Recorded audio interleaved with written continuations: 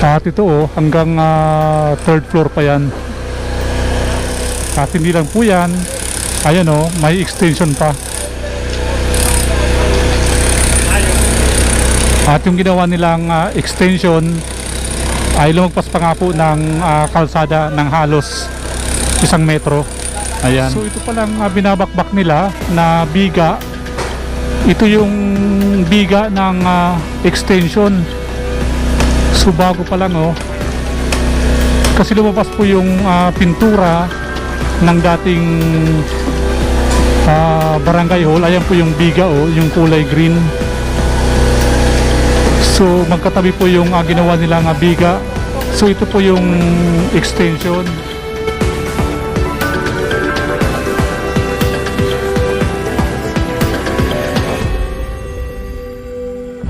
Muli isang mapagpalang araw sa lahat.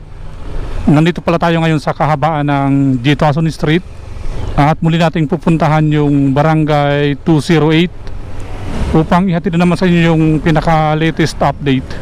At bago nga pala tayo tumungo doon ay dadaan muna tayo dito sa Blooming Street. Ayan, kaliwa tayo dito sa Blooming Street Extension. Pupuntahan natin dito yung nasabing barangay hall dahil may nakapagsabi sa atin na mayroon daw ditong isang barangay hall na itinayo sa bangketa.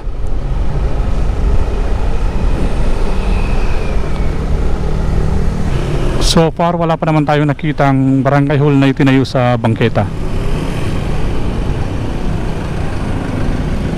At positive nga mayroon ditong barangay hall na itinayo nga po dito sa bangketa.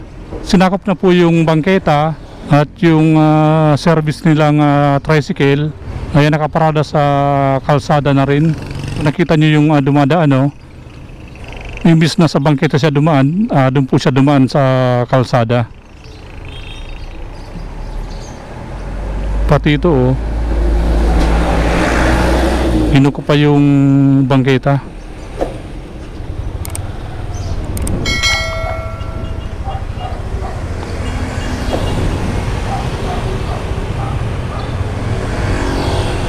Ayan, pasadahan natin itong nasabing barangay hall.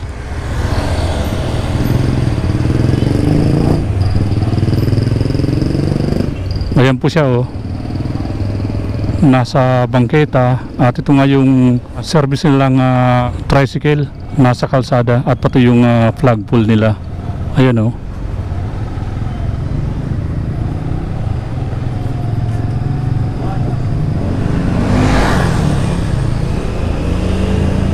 Okay, so dito lang po yan sa Blooming Street. Ayan, shoutout nga pala sa mga batang Sampalok.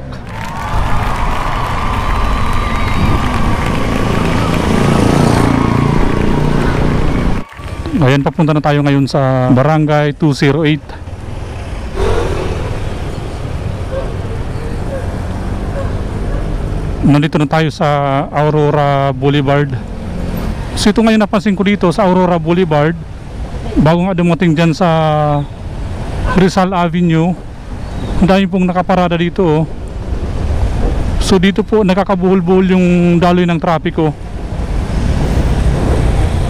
Dapat mawala na tong mga nakaparada dyan.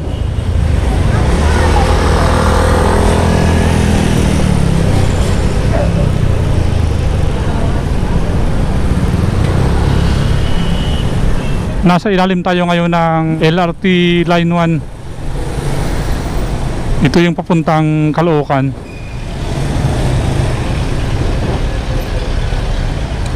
Kakaliwa na tayo dito sa Samal Street. So nandito nga po yung tinitibag nilang isang barangay hall na itinayo nga po sa bangketa.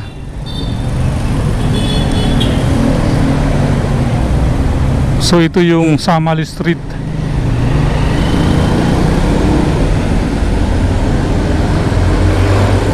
Bali corner lang po siya ng Rizal Avenue. Yan, kaliwa tayo.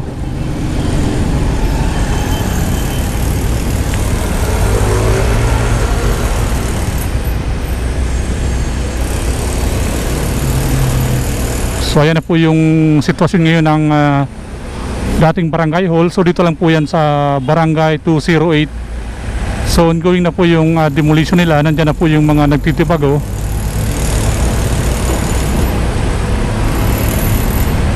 Saan kaya pwedeng mag-park dito?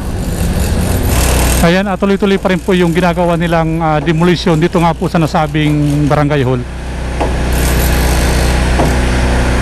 Ito yung tambak ng mga pinagtibagan, no? So hakutin lang to ng dump truck. Then bali tinitibag nila yung biga dyan sa second floor. Ayan, alabasa po yung bakal nya. Bali kakatingin na lang yan, gamit nga po yung acetylene.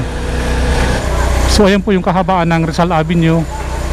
At ito naman yung Samali Street. Ayan. So ito po yung barangay hall na nakatayo nga po dito sa bangketa. At pati po yung kalsada po dito sa Samali Street ay nasakop na po. Ayan, oh. Halos 1 metro rin po yung nasakop nila, oh. Magmula po dito sa bangketa. Ayan yung bangketa, oh.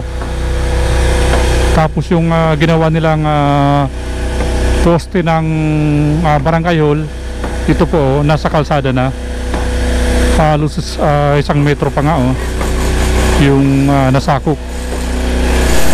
Bali ito nga pala yung ginawa nilang extension ng barangay hall. Kaya makita nyo, ayun, oh, bagong bago pa.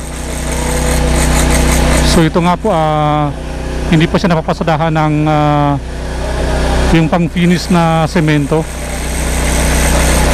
Yung dating barangay hall nga pala dito, ito yung nasa unahan, oh. Ito yun yung kulay green. Ito yung dating barangay hall. So ito yung ginawa nilang extension.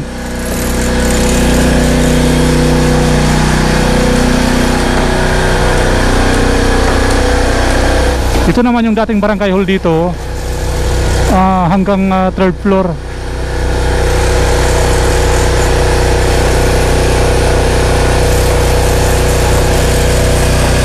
So ayun po yung extension niya hanggang 2nd floor lang. So hindi natin alam, baka gawin ding 3rd floor. Kaso nasita agad, oh, na demolish agad. Kumbaga naagapan siya.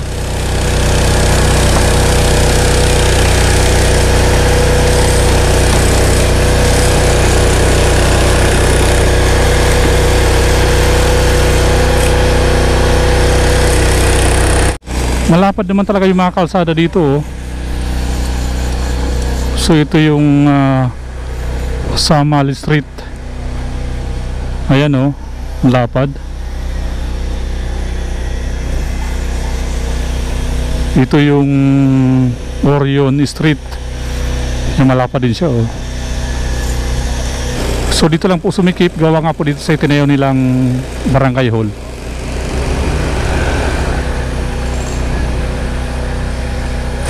At ito, oh, hanggang 3rd floor pa yan. At hindi lang po yan. Ayan, oh, may extension pa. At yung ginawa nilang extension ay lumagpas pa nga po ng kalsada ng halos 1 metro. Ayan. Ayan yung LRT Line 1. Ayan yung papuntang Caloocan. So ito palang binabakbak nila na biga. Ito yung biga ng extension. So bago pa lang, oh. Kasi lumabas po yung pintura ng dating barangay hall. Ayan po yung biga, oh, yung kulay green. So magkatabi po yung ginawa nilang biga. So ito po yung extension. Ayan, oh, halos 1 metro nga po yung ginawa nilang extension. Ayan, so kinukuha na po ng payloader yung nagkalat pong mga debris na pinagtibagan nga po dito sa nasabing barangay hall. Ayan, nagkalat po siya dito sa Samal Street.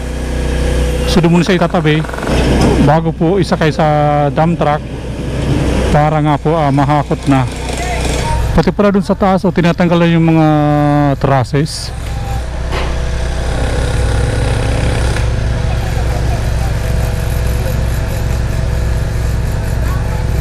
Hanggang dito lang ang ating update dito nga po sa ginigiban nilang barangay hall. Dito po yan sa barangay 208, sako po ito ng District 2. Hanggang sa muli, maraming salamat sa inyong panonood.